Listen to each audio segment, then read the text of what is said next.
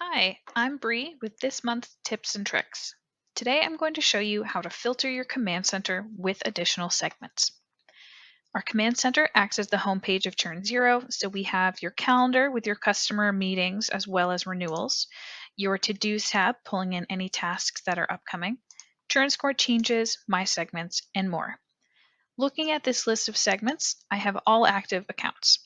If I click in my top right hand filter by segments window and I type in a segment that I'm looking for example, my segment of dark accounts who have had no communication in 30 days, I can use that segment to filter absolutely everything that we're looking at on this command center.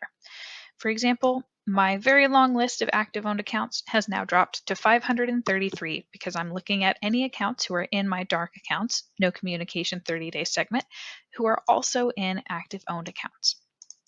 This also changes your tasks tab, your calendar, churn score changes, and more.